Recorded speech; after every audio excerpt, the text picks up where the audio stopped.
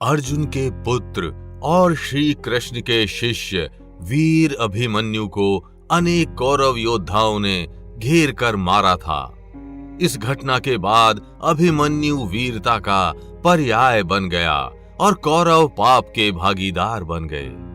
कम आयु के उस वीर बालक को मारते समय कौरवों ने तनिक भी संकोच नहीं किया, क्योंकि अभिमन्यु कौरव सेना का सबसे बड़ा शत्रु था तथा उसने अनेकों कौरव योद्धाओं का अंत किया था। इसलिए अभिमन्यु को मारकर कौरव फूले नहीं समा रहे थे।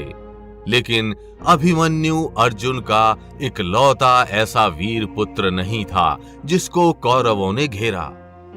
अभिमन्यु के अलावा अर्जुन के दूसरे पुत्र को भी कौरवों ने इसी षड्यंत्र के अंतर्गत घेरने की कोशिश की, लेकिन अर्जुन के इस पुत्र ने अभिमन्यु जैसी गलती नहीं की। उसने सभी कौरवों को मुंह तोड़ जवाब दिया और वो कारनामा कर दिखाया जिसे करने में अभिमन्यु भी असफल रहा। तो आखिर कौन था ये अभिमन्यु का वीर भाई? क्या किया उसने उस दिन के युद्ध में और कैसे लिया उसने कौरवों से अभिमन्यु का बदला? जानने के लिए वीडियो को अंत तक देखिएगा। लेकिन वीडियो शुरू करने से पहले जय श्री कृष्ण कमेंट करना बिल्कुल भी मत भूलिएगा। भगवान श्री कृष्ण की कृपा आपके घर परिवार पर सदैव बनी रहेगी।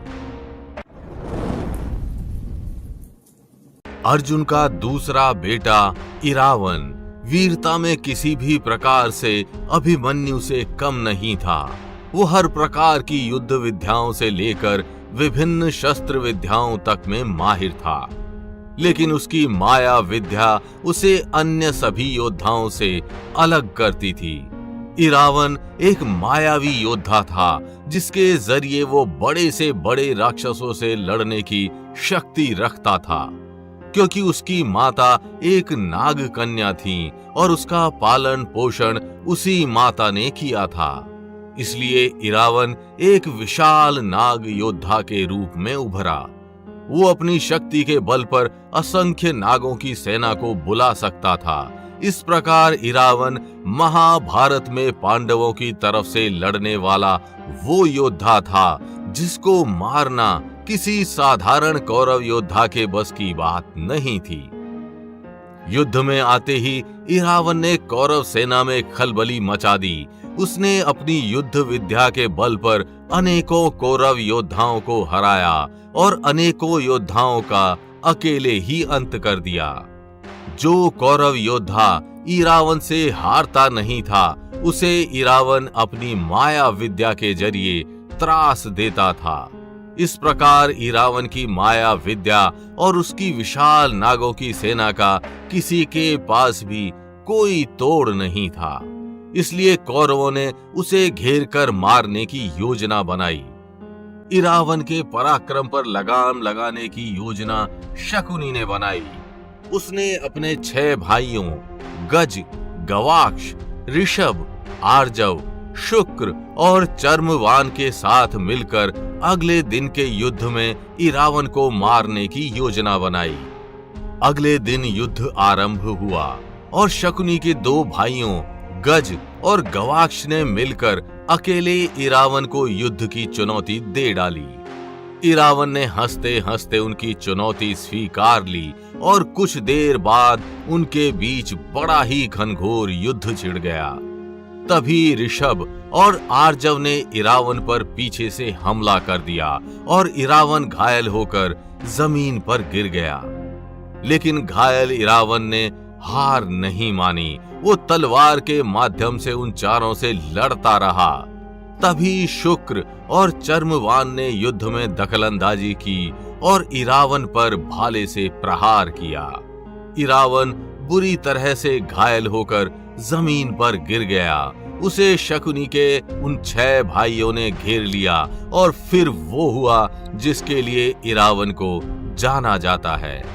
इरावन ने अपनी माया विद्या के जरिए उनको चकमा दे दिया और अत्यंत बहादुरी से लड़ते हुए शकुनी के सभी भाइयों का अंत कर दिया। ये देख न सिर्फ शकुनी बल्कि समस्त कौरव योद्धा भी दंग रह गए। उनके मन में इरावन के नाम का भय बैठ गया। इस युद्ध के बाद कोई भी कौरव योद्धा इरावन से टक्कर नहीं लेना चाहता था।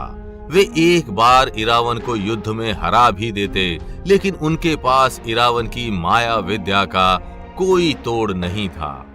लेकिन सभी कौरवों में भूरिश्रवा एकमात्र ऐसा योद्धा था जो किसी भी माया विद्या से नहीं डरता था और उसने अकेले इरावन से लड़ने का निश्चय किया। लेकिन तभी वहां भूरिश्रवा के 4 बेटों का आगमन हुआ और उन्होंने स्वयं इरावन से युद्ध की अनुमति मांगी। उन्होंने कहा कि जो गलती शकुनी के भाइयों ने की थी वो गलती वे नहीं करेंगे और इरावन को माया विद्या के प्रयोग का मौका ही नहीं देंगे। भूरिश्रवा अपने बेटों की इस बात से बड़ा प्रसन्न हुआ और उसने अपने 4 बेटों को इरावन से लड़ने की अनुमति दे दी।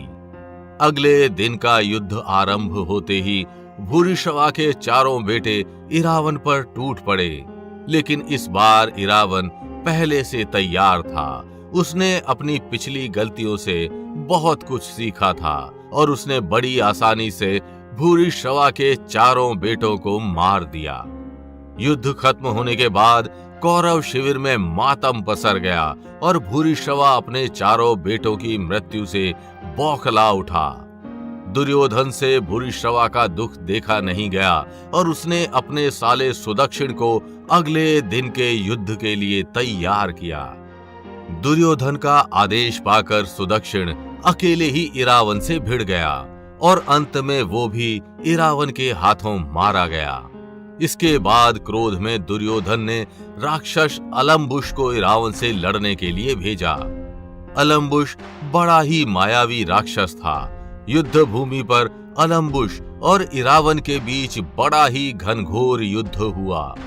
युद्ध में इरावन को हारता देख उसकी नाग सेना भी उसकी रक्षा हेतु पहुंची, परंतु वो इरावन को अलम्बुश की माया जाल से बचा नहीं पाई और युद्ध के 8वें दिन इरावन वीर गति को प्राप्त हो गया। कुछ प्रसिद्ध कहानियों के अनुसार इरावन पांडवों के जीत हेतु देवी चामुंडा को अपनी बलि देना चाहता था। हिंदू धर्म में मान्यता रखने वाले कुछ विशेष प्रकार के किन्नर इरावन को देवता मानते हैं। वे इरावन की मूर्ति से अपनी शादी करते हैं और बाद में खुद को उनकी विधवा मान विलाप भी करते हैं। तो क्या आप महाभारत के इस वीर पांडव योद्धा के बारे में जानते थे?